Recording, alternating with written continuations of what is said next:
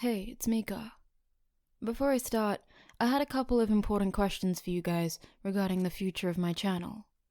I've had some requests to provide these podfics in a way that is easier to listen to and downloadable. I have a break in a couple of months and was thinking of maybe providing my newer works in podcast form on Spotify, as well as other platforms. Would that be something you guys would be interested in? Also, I've recently begun uploading smaller minifics bi-weekly as a way of producing more regular content for all my fandoms. Would you guys prefer I continue this, or focus on reading slightly longer fics for my Sunday uploads? Anyways. Deku? I think he's some pro. Chapter 26. The USJ. Uraraka patted Ida on the back as he whined about the bus's open layout. Izuku shook his head. Hopefully Ida would calm down a little as time went on. Izuku thought it'd be very stressful to be so uptight when most of the other students were so lax, but then again, he'd insisted on being a hero for years, even when everyone around him told him to give up, so he didn't really have room to talk. Hey, Midoriya, Asui said. Did you really work with pro heroes before coming to UA? Yeah. Izuku smiled sheepishly. But, it wasn't really intentional. I just kind of reached out to give them quirk analysis and it grew from there. Yeah. That's so manly, Kirishima said. But why did you decide to be a hero rather than just being support? Yeah, Kaminari said. Doesn't seem to make much sense, 'cause you're... Jiro hit him in the eye with one of her jacks. Don't pay attention to him, Midoriya. You don't have to explain yourself if you don't want to. But it is kinda a question, Kirishima said. Even those of us with quirks might not be able to make it. Take me, for example. My quirk's strong and good in a fight, but it's not flashy at all, so I'll probably never be very popular. Well, I'm not trying to be popular, Izuku said quickly. And besides, I think your quirk looks really cool. You think so? Kirishima grinned. Sure seems like it'd be easier if I had a flashier quirk. Like mine, you mean? Aoyama sparkled as he struck a pose, and Izuku vibrated in excitement, as he realized that passive sparkle probably really was part of his quirk. Did Aoyama realize he was doing that? The sparkle dimmed slightly when Ashido mentioned his quirk's drawback. Did that mean that aspect of his quirk was linked to his emotions? What emotions would make them sparkle brighter? Happiness? Or could fear potentially do the same thing? Katsuki pouted in the back of the bus. Seriously, why was there always so much fuss over Deku? Hadn't he always been useless? He didn't even have a quirk, much less a flashy quirk perfect for being a hero like Katsuki. All he had was way too much stubbornness for his own good. Well, Kirishima sighed.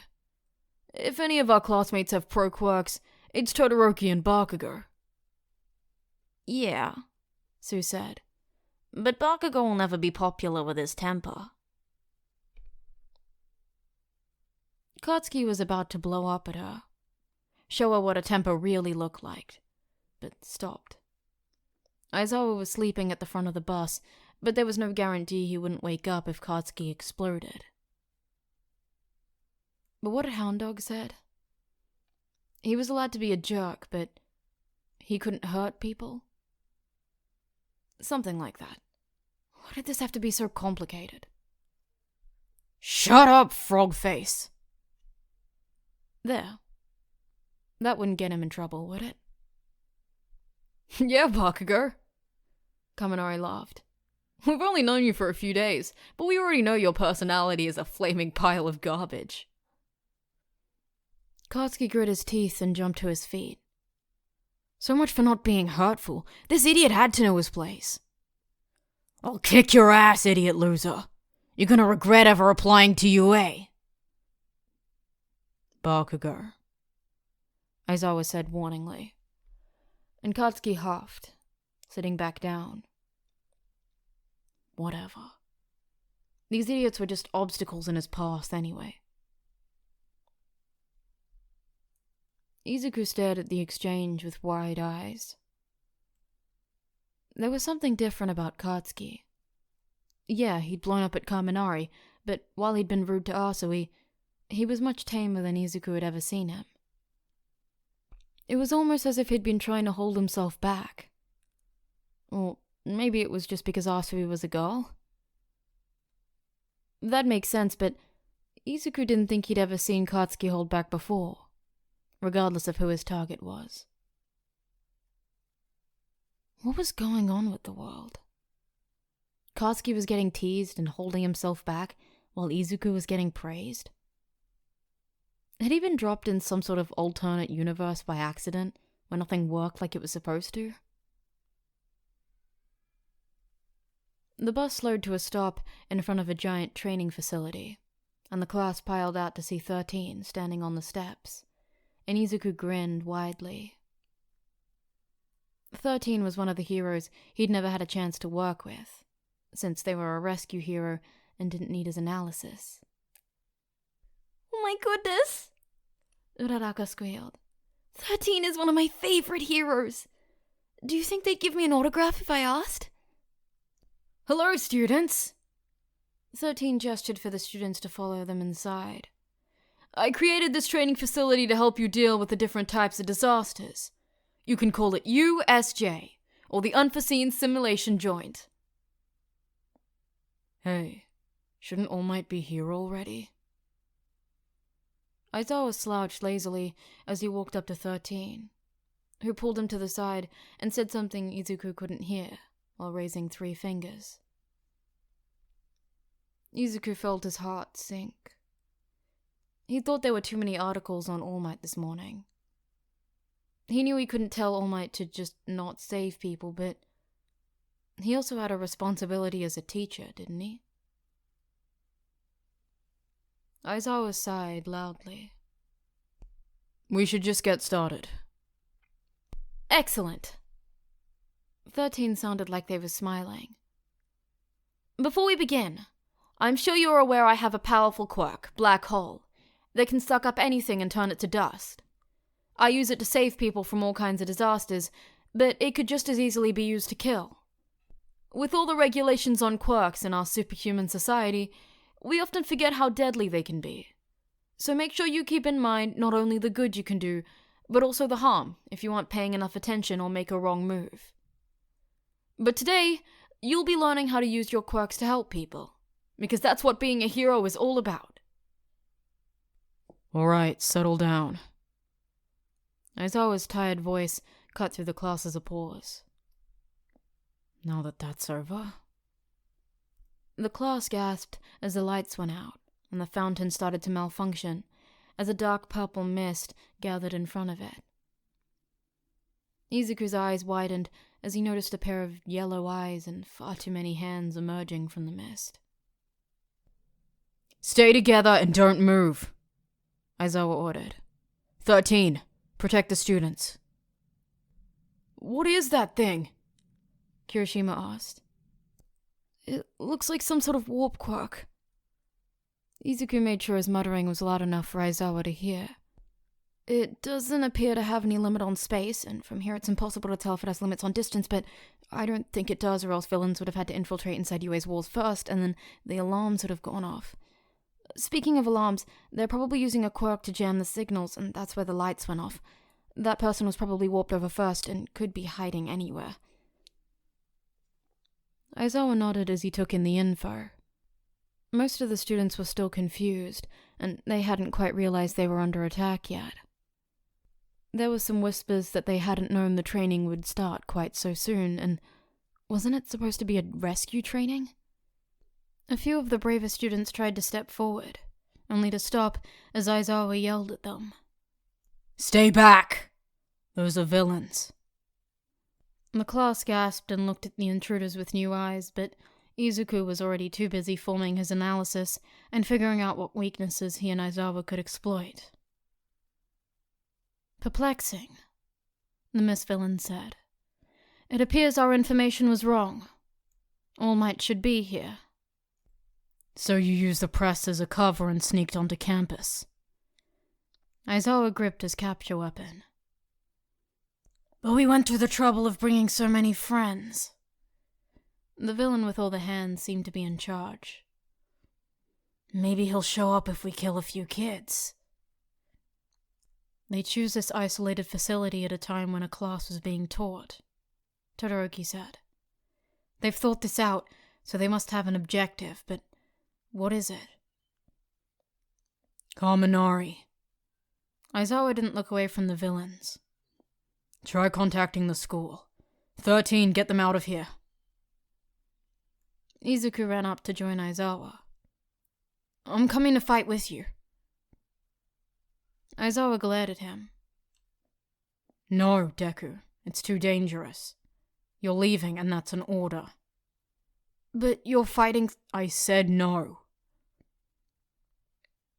They glared at each other for a long moment before Izuku huffed and looked away. Fine. But if you die, I'll kill you myself. Eraser nodded and leapt down the stairs, taking down all the villains in his way. Izuku turned to 13. We need to get out of here. Is there a closer exit? When 13 shook their head, Izuku cursed and led the class in running towards the doors, but the mist villain cut them off before they could leave. Hello, we are the League of Villains. I know it's impolite, but we invited ourselves here to say hello. Isn't this a fitting place for the symbol of peace to die?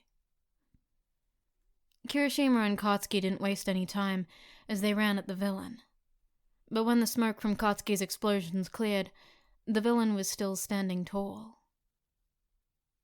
That was close, he muttered.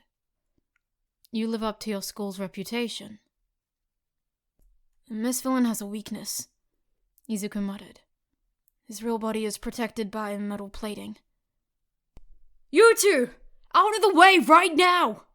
13 yelled. But it was too late.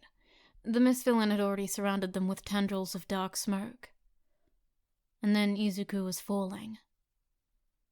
He just barely had time to take a deep breath before he plunged deep into the rescue pool. He immediately started swimming upward, but his eyes widened when he saw a shark swimming towards him, and he froze.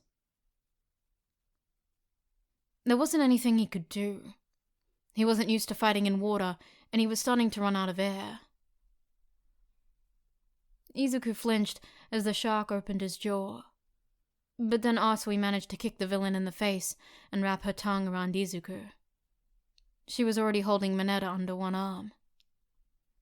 She tossed Izuku up to the deck of the shipwreck, and tossed Mineta up a few seconds later, much less gently. Izuku shook his head. It wouldn't surprise him if Mineta had managed to say something inappropriate, even in a life-threatening situation. It was only the first week of school, and Izuku had already noticed all the girls hated him. Hopefully, being around the strong women of the hero course would teach him a little respect. Asui crawled up the side of the ship, and Izuku smiled at her. Thanks, Asui. You saved my life. I told you to call me Sir, Asui croaked. As Izuku frantically apologized, Asui looked out at the villains who were gathering in the water. This is turning out to be a terrible day of class. Yeah. Izuku frowned. I keep thinking about what that villain said. They plan this to kill All Might. But that doesn't matter. Mineta smiled. As soon as All Might shows up, they're toast. I'm not so sure, Asui said thoughtfully. If they plan this to kill All Might, they probably have a way to kill him. We should probably focus on not getting tortured to death, though. No!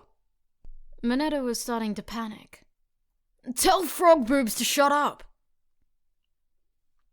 Izuku glared at him. Even Katsuki's nicknames weren't that bad, and at least he wouldn't panic and make an already difficult situation worse. Mineta responded by screaming again, when he saw how close the villains were getting to the ship. There's just one thing that doesn't add up, though. Izuku pinched his lower lip and thought. They sent you here, Sue. Why does it matter that she's here? Mineta screamed. Izuku looked at the other two. Mineta was starting to cry, but Asui was looking at him curiously. Izuku took a deep breath. It means they don't know your quirks. You're right. Asui pointed at the fire zone. It would have been better to send me there, but they didn't. Izuku nodded. Maybe we can use that to our advantage. For all they know, the three of us could be super powerful. But you're not super powerful! Mineta yelled. You're quirkless! What are you supposed to do? Izuku froze. Mineta was right, wasn't he? What could he do? He was a quick thinker, but how was that going to help here? Was he really useless in this situation? Asui slapped Mineta over the head with her tongue. Be quiet. Midoriya has to think if we want to get out of here, and he can't do that if you're insulting him. Mineta opened his mouth to protest, but shut up when Asui slapped him again. Izuku took a deep breath. All right, let's talk quirks. What can you do? I can jump far, cling to pretty much any wall, and stick out my tongue about 20 meters. Asui said. I can also spit out my stomach so I can clean it, and secrete a poisonous mucus that stings just a bit. Mineta had started drooling when Asui mentioned mucus, but he came back to earth with another slap from Asui. These sticky balls on my head pop up and stick to anything, but their strength depends on how I'm feeling that day. They don't stick to me, though. I just bounce right off them. He stared at the others for a minute, before he started sobbing again. This is why I told you we should just wait for the real heroes. My quirk is useless for combat. The boat shuddered as a hard blade of water cut through it, then started to sink. I'm starting to get bored, one of the villains yelled. Asui looked skeptically at Mineta, who had started screaming again and was launching his balls at the villains in panic. Mineta, are you sure the hero thing is right for you? It's weirder to not be scared right now, Mineta cried. I can't believe I'm gonna die without ever touching Yaoyorozu's boobs. Asui sighed, and Izuku looked at the villains. Wait. They're afraid to touch them, and they're sure of their victory, which means they're bound to make a mistake. What are you talking about? Mineta sniffed. Izuku smiled. I have an idea. Mineta, give me your scarf. Asui pulled the scarf off his cape when Mineta hesitated, and handed it to Izuku. Izuku pulled out his grappling hook and wrapped the scarf around it. All right, Mineta, create a chain using your balls and stick it to the scarf. We're gonna shoot out the line with the stick chain attached, then bring it back to capture the villains and stick them to the bird. Asui frowned. I think it'd be better if I jumped into the water and swam around the periphery with the chain, before shooting the gun at the grip to tighten it. That way we can capture all the villains, not just a few. Izuku nodded. It'd be dangerous, though. Are you sure you can swim faster than they can? Asui shrugged. I can try. And if I can't, I'll just shoot the gun back up at the bird early and ride it back up. Mineta made a chain about the length of the boat, pulling it tight as Asui jumped down into the water and started swimming. Mineta kept adding balls as fast as he could pull them off, as Asui swam further, rocketing past the villains who were jeering at her for leaving her classmates behind. Most of them were so busy jeering that they didn't notice the chain, but the ones that did notice just swam back a few feet so they weren't touching the balls. When Asui finished her loop around the villains, she shot the hook back at the bird, which tightened the loop suddenly, catching most of the villains by surprise and immobilizing them as they got stuck.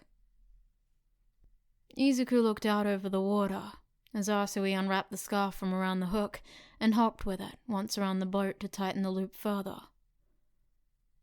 There were a few villains who had escaped, but not enough that they couldn't beat them in shallow water. Asui shoved Mineta unceremoniously under her arm and wrapped her tongue around Izuku, then jumped as far as she could towards the shore. A few villains followed them, but Izuku shot them with rubber bullets before they could get too close. "Let's get back to the entrance," Asui said. "We can go around so we don't run into the villains Aizawa is facing." Izuku clenched his fist. "I know how Erasa fights. He won't last much longer against a big group like that, and he's just gonna get hurt because he was trying to keep us safe. I'm gonna go help him." Mineta stared at him incredulously. "Are you trying to get us killed or something?" "I'm not saying we should jump into the middle of a battle or anything," Izuku said. "But maybe we could find a way to pick off some of the weaker ones, so Erasa doesn't have to worry about them." They crouched behind the lip of a rock on the shoreline, once Izuku promised they'd run as soon as things got dangerous. Erasa was still doing okay, and he still looked as intimidating as ever. But Izuku could tell he was slowing down, panting between villains and letting his hair stay down for a few milliseconds longer between erasures. As Izuku watched, the hand villain rushed him and laid a hand on his elbow, right when he blinked. Erasa's elbow began to flake away, as the sleeve and skin disintegrated under the villain's touch. A disintegration quirk? Probably 5-point if the hands were any indication. Erasa managed to keep fighting, even though his injured hand was flapping uselessly at his side. But the hand villain just laughed. "You really are so cool, Eraserhead. But I'm not the final boss here. Nomu is." A giant man with a bird beak slammed Erasa into the ground with one punch, and broke his already injured arm. "Erasa!" The hand villain looked over at him, and Izuku swallowed as he saw Erasa's panicked expression as he struggled to lift his head up, only to have his face ground into the floor again by the villain. Asui was tugging at his arm, trying to get him to crouch back down, but Izuku didn't even remember standing up. The hand villain grinned beneath the strange hand mask on his face. "You must be Deku. Sensei gave me a side quest for you."